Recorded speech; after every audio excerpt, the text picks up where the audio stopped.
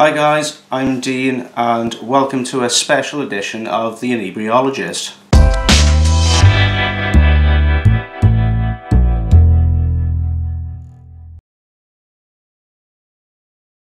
So this is a very special episode today. I've kindly had some beers sent to me from a completely brand new brewery that's around the Llanelli area. If you're not sure where Llanelli is, it's not too far from Swansea actually. But yes, it's really nice to have a completely different brewery crop up now. I think it's quite needed for around that area of Carmarthenshire because there's not really a great deal going on. You have got other breweries around Carmarthenshire area, but it's nice to see that something else has cropped up that's not basically like Vellinvol beers that are being pumped around the place. Yeah, so this brand new brewery that's cropped up in Llanelli is called the Tinworks Brewing Company, and I'll show you the packaging and everything now as well. I'm quite excited about it actually. So I've been given a package which is the Tinworks Old Castle Pale Ale. So that's the package in there, which is it's quite nice actually. So I've kindly had 3 of the Old Castle Pale Ale beers sent to me, and also I've had a new glass as well, which is as you see in my other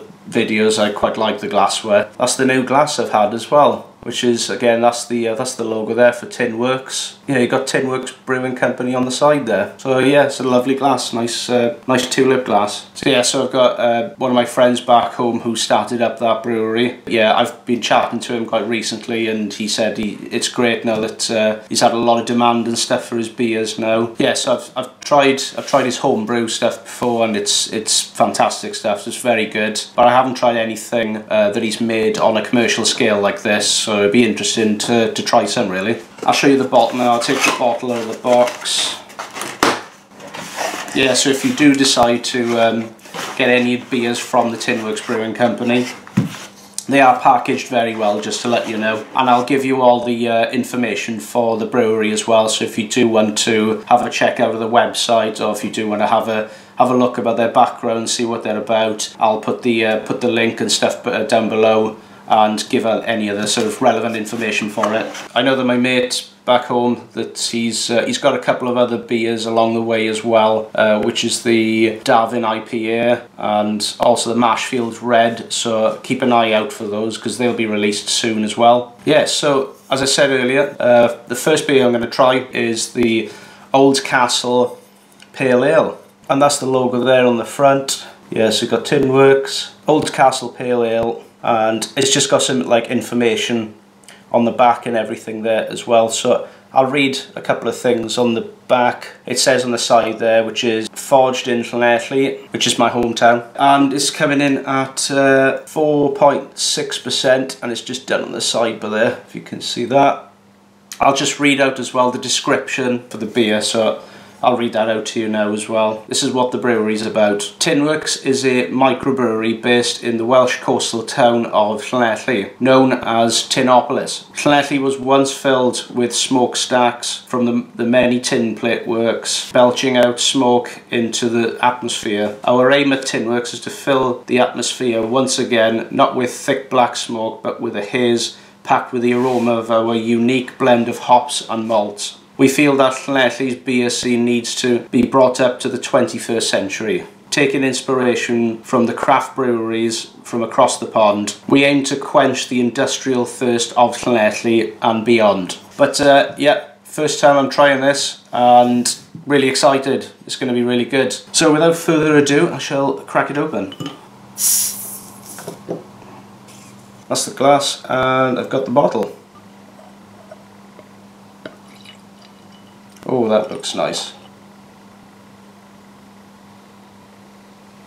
Yeah, I want to leave a little bit of room in there because it's got quite a nice sort of creamy head on there, so I do want to try and have a little smell of the aroma there as well. So yeah, straight from that is got quite a bit of carbonation when it was poured. Very light carbonation now in the glass, so there's not really much that's creeping up the side there. Probably a 2-finger sort of head on it. Quite a creamy head actually. It's just off white. The colour of the beer then is like a nice sort of honey golden colour. It's got like a nice sort of orange sort of tinge to it as well when you do look up to the light. But yeah, it's a lovely colour on it. Really, really nice. Time to have a little dive in and have a smell of it.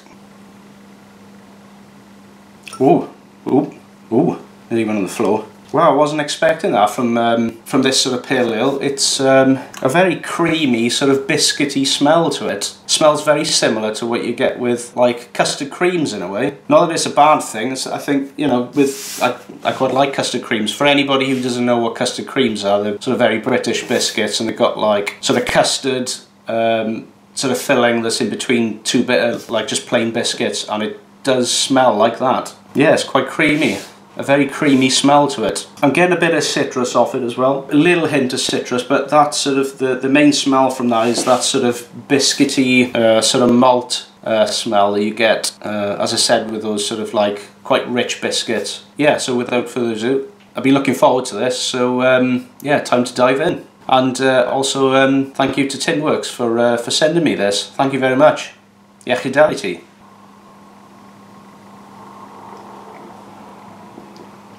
Oh, that's my sort of beer actually, because it's like quite a bitter flavour to it.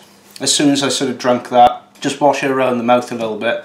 It's yeah, I feel like it's quite dry. Since I've drunk that now, it's quite dry towards the back end of the throat. It's a very, very nutty flavour to it as well. Very reminiscent of that sort of hazelnut edge to it, which is quite nice. I can taste a little, the citrus as well coming through that. I'm not too sure what I think it does say what hops that do come through in this. Back of the bottle there, it'll give you a description of what the beer looks like, what the aroma's like, the flavour, not the aroma, sorry, what am I on about, well. And also food pairings, which is quite good. Yeah, so I'm getting the citrus fruits through that. For the flavour there on the back of the bottle, it does say grapefruit and citrus fruits. I can definitely see like with the grapefruit's coming through that, because as I said, it's that really intense bitterness when I was swilling around in my mouth, and it really does sort of like that dry really hits the back of the throat then as well. So that's what you do with when you have grapefruit. It's a lovely beer. It's really, really nice. I can't wait to try the other ones as well. So you got the Darwin IPA and the Marshfield Red then as well. So as I said, keep an eye out for those, because they'll be coming into production quite soon. Yeah, so overall that's a really, really nice beer. I do like the,